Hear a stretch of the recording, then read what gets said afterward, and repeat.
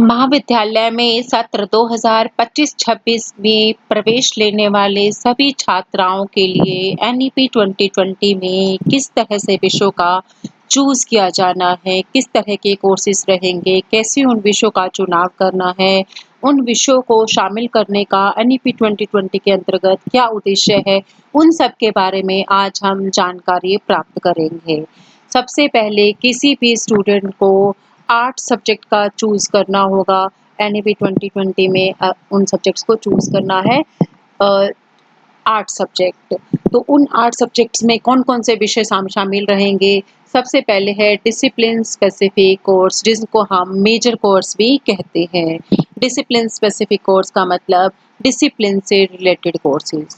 हमारे पास जैसे डिसिप्लिन है, arts discipline, commerce discipline, science discipline.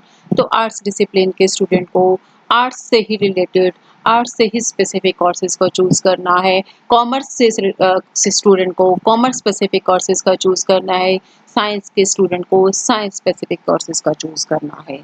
In total number में डीएससी के 3 सब्जेक्ट्स रहेंगे। 3 सब्जेक्ट्स या कोर्सेज़ जो डिसिप्लिन स्पेसिफिक कोर्स होंगे। 3 सब्जेक्ट्स जिनको हम कह सकते हैं कि आर्ट्स के स्टूडेंट्स को आर्ट्स के सब्जेक्ट्स को चूज़ करना है। ये वो सब्जेक्ट्स हैं जो ऑनलाइन एडमिशन पोर्टल पर जब एडमिशन लिया गया स्टूडेंट्स के द्वारा उनको ऑलरेडी अलॉट कर दिए गए हैं। इनका विषय का चुनाव स्टूडेंट्स ने ऑलरेडी कर लिया है। तो टोटल 8 विषय में से 3 विषय स्टूडेंट्स ऑलरेडी ले चुका है।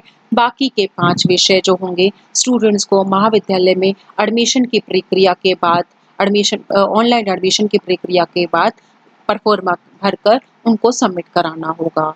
तो डिसिप्लिन स्पेसिफिक कोर्स में, मेजर कोर्सेज में वो कंटेंट शामिल किया गया है सब्जेक्ट्स जो पर्टिकुलर आर्ट्स स्ट्रीम के स्टूडेंट्स का या फिर कॉमर्स का या फिर साइंस का पर्टिकुलर उन्हीं सब्जेक्ट से रिलेटेड होंगे। मेजर कोर्सेज के बाद चौथा कोर्स है, 3 मेजर कोर्सेज के बाद चौथा कोर्स माइनर का कोर्स आता है, जिसको हम माइनर सब्जेक्ट भी कह देते हैं। माइनर का मतलब मेजर में अगर हम लार्ज कंटेंट को यूज़ कर रहे हैं, लार्ज कंटेंट पढ़ रहे हैं, तो माइनर में हम थोड़ा सा कम कंटेंट को पढ़ेंगे। तो माइनर सब्जेक्ट की डेफिनेशन क्या है? Minor subject should be different from the DSC subject. DSC subjects के अलावा माइनर सब्जेक्ट्स को पढ़ना है। कि मेजर सब्जेक्ट्स में जो 3 सब्जेक्ट हम चूज़ कर चुके हैं, उसके अलावा कोई चौथा सब्जेक्ट्स पढ़ना है। माइनर विषय में कंटेंट बहुत लार्ज नहीं होगा, मिनिमाइज्ड कंटेंट रखा जाएगा। मेजर और माइनर ये 4 सब्जेक्ट ऐसे हैं जो अपने डिसिप्लिन से रिलेटेड हैं।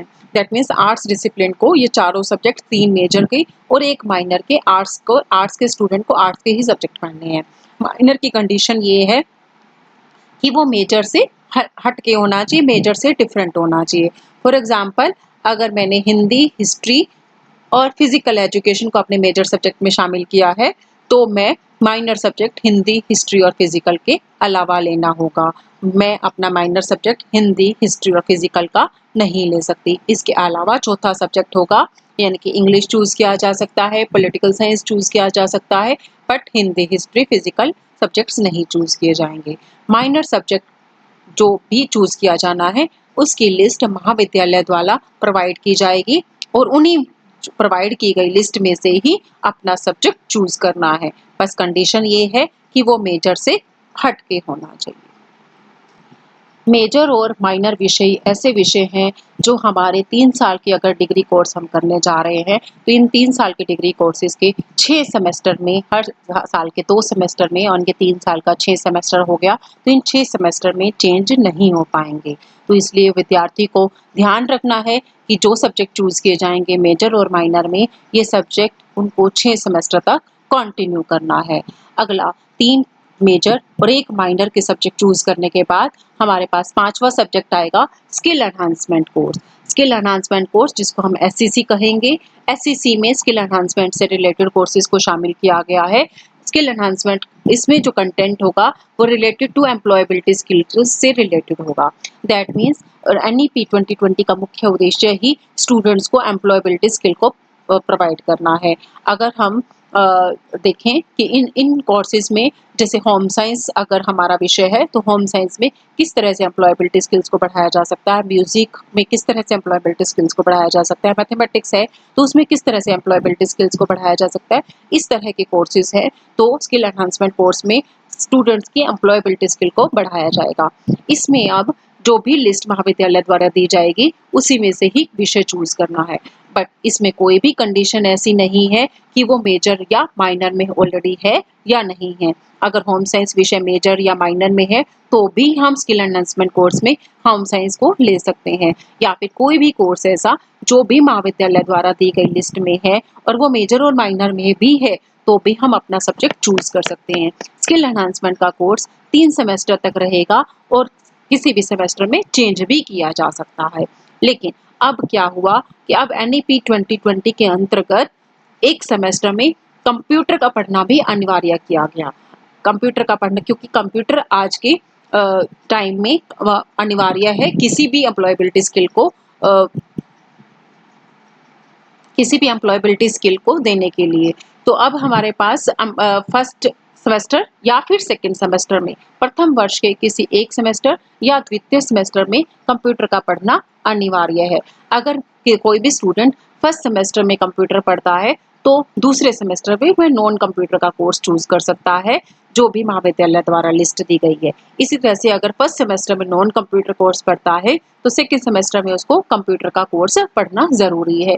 बस इसमें ये याद रखना है कि हमारा सब्जेक्ट चेंज भी किया जा सकता है, किसी एक सेमेस्टर में कुछ और हो सकता है, किसी दूसरे सेमेस्टर में कुछ और हो सकता है।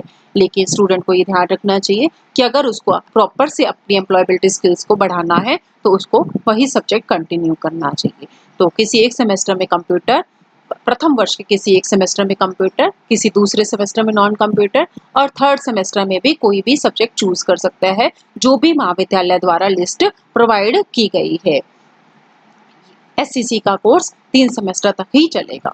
इसी तरह से वैल्यू एडेड कोर्सेज है, ये 3 सेमेस्टर तक ही चलेंगे। वैल्यू एडेड कोर्स को इसलिए डिजाइन किया गया, ये विद्यार्थियों में नैतिक और मानवीय मूल्यों को विकसित करने के लिए बनाया गया है।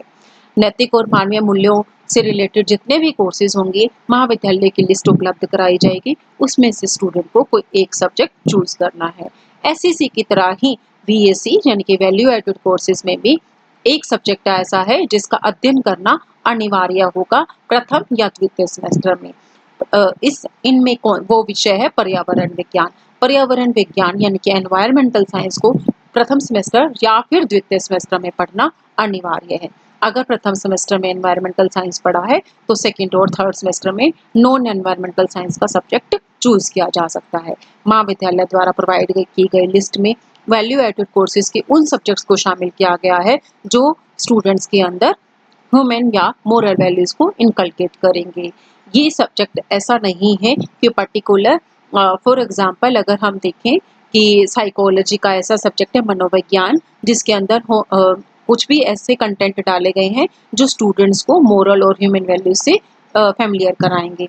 तो कोई भी कंटेंट ऐसा नहीं है कि जो उसकी डिटेल्ड स्टडी करेगा। बस वैल्यू एडेड कोर्सेज में वो कंटेंट शामिल किया गया है जो ह्यूमन वैल्यूज को बढ़ाएगा। नेक्स्ट आ गया है 3 मेजर, 1 माइनर, 1 SCC और 1 VAC के बाद अगला कोर्स है एबिलिटी एनहांसमेंट कोर्स। फिर से वही, ये भी 3 सेमेस्टर तक रन होगा और चेंज किया जा सकता है। एबिलिटी एनहांसमेंट का रिलेटेड जो है वो कम्युनिकेशन स्किल या सॉफ्ट स्किल से रिलेटेड है। इसमें स्टूडेंट्स की बात करने की क्षमता को बढ़ाया जाएगा, बातचीत करने की क्षमता को, संचार कौशल को बढ़ाने से रिलेटेड है। तो इसमें लैंग्वेजेस को शामिल किया गया है। फर्स्ट सेमेस्टर और सेकेंड सेमेस्टर में, इन 2 सेमेस्टर में इंग्लिश और हिंदी का पढ़ना अनिवार्य है। अगर किसी एक सेमेस्टर में इंग्लिश पढ़ी है फर्स्ट सेमेस्टर में तो द्वितीय में हिंदी, या फिर प्रथम में हिंदी और द्वितीय सेमेस्टर में इंग्लिश। तो लैंग्वेजेस को शामिल किया गया है ताकि हमारी कम्युनिकेशन स्किल इम्प्रूव हो सके। थर्ड सेमेस्टर में, क्योंकि ये 3 सेमेस्टर तक ही है, थर्ड सेमेस्टर में इंग्लिश और हिंदी के अलावा भी लैंग्वेजेस को शामिल किया गया है जिसमें संस्कृत है, फॉरेन लैंग्वेजेस हैं। तो स्टूडेंट अपनी चॉइस के हिसाब से थर्ड सेमेस्टर में इसको चेंज कर सकता है। तो इसमें भी इंग्लिश और हिंदी का कोई सिलेबस लिटरेचर से रिलेटेड नहीं है, बल्कि उनकी कम्युनिकेशन स्किल से रिलेटेड सिलेबस को डाला गया है। तो इंग्लिश और हिंदी में से किसी एक सब्जेक्ट में प्रथम में और किसी दूसरे में उसका अल्टरनेट चूज करना होगा।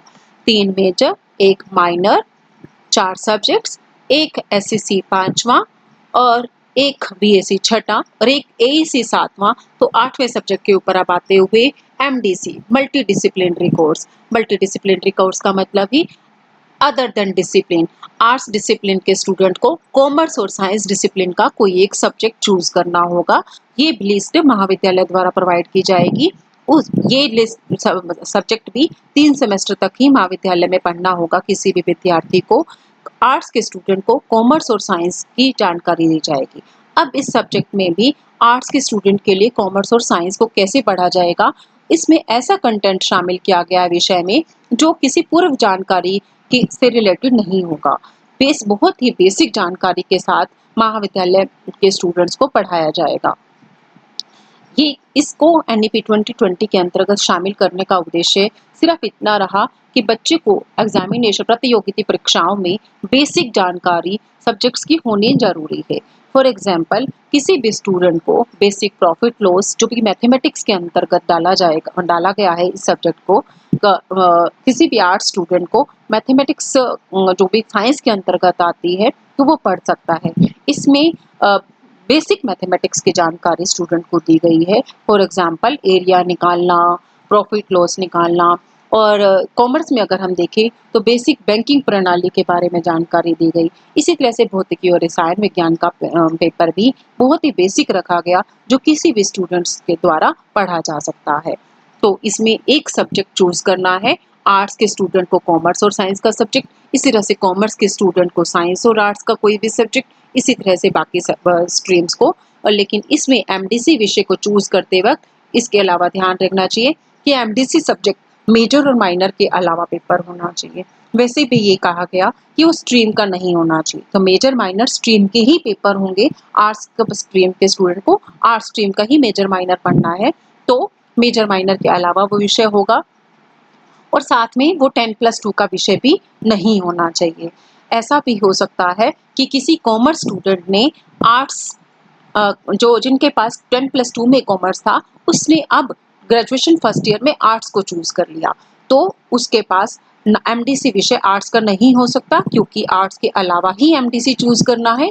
और कॉमर्स भी नहीं हो सकता क्योंकि उसके पास 10+2 में कॉमर्स था। तो एमडीसी चूज करते वक्त ये ध्यान रखना है कि ना तो उसके पास 10+2 में होना चाहिए, ना ही उसी स्ट्रीम का होना चाहिए।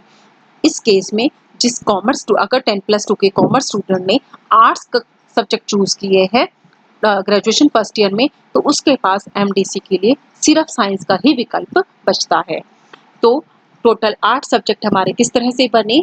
सबसे पहले डिसिप्लिन स्पेसिफिक कोर्स जो 3 है हमारे पास, उसके पास माइनर कोर्स जो 1 है जो मेजर से हटके होगा, डिसिप्लिन स्पेसिफिक कोर्स से हटके होगा। ये चारों सब्जेक्ट ऐसे हैं जो 6 सेमेस्टर तक हमारे कंटिन्यू होंगे, मेजर प्लस माइनर। नेक्स्ट है हमारा स्किल एनहांसमेंट कोर्स जो 3 सेमेस्टर तक पढ़ा जाएगा, जिसमें एक सेमेस्टर में प्रथम या द्वितीय सेमेस्टर में कंप्यूटर पढ़ना अनिवार्य है। बाकी 2 सेमेस्टर में स्टूडेंट अपनी चॉइस से जो कि महाविद्यालय द्वारा दी गई लिस्ट है उसमें से चूज कर सकता है। इसी तरह से 5वां कोर्स हमारे पास आएगा, 6ठा कोर्स बीएससी का वैल्यू एडेड कोर्स जो कि फिर 3 सेमेस्टर में ही पढ़ा जाएगा, जिसमें प्रथम या द्वितीय सेमेस्टर में एनवायरमेंटल साइंस पर्यावरण विज्ञान का पढ़ना जरूरी होगा। एईसी जो भी एबिलिटी एनहांसमेंट कोर्स है जो हमारी कम्युनिकेशन स्किल से रिलेटेड होगा, जिसमें प्रथम वर्ष के किसी एक सेमेस्टर में हिंदी और किसी दूसरे सेमेस्टर में इंग्लिश पढ़ना अनिवार्य होगा। एमडीसी मल्टी डिसिप्लिनरी कोर्स जो अपने डिसिप्लिन से हटके और 10+2 के सब्जेक्ट से भी हटके हमें चूज करना होगा। तो ये टोटल 8 सब्जेक्ट हैं जिसमें मेजर और माइनर हमारे 6 के 6 सेमेस्टर में कंटिन्यू होंगे। बाकी जो 4 कोर्सेज है, skill enhancement course, value added course, ability enhancement course, MDC, ये चेंज किए जा सकते हैं। इस जानकारी के साथ ही स्टूडेंट को अपने सब्जेक्ट चूज करने चाहिए और बिना जानकारी के अभाव में स्टूडेंट्स अपने ही भविष्य के साथ खिलवाड़ कर सकता है। तो इस वीडियो को ध्यान से सुने और ध्यान से समझे, उसके बाद ही अपनी सब्जेक्ट्स को चूज करें। धन्यवाद।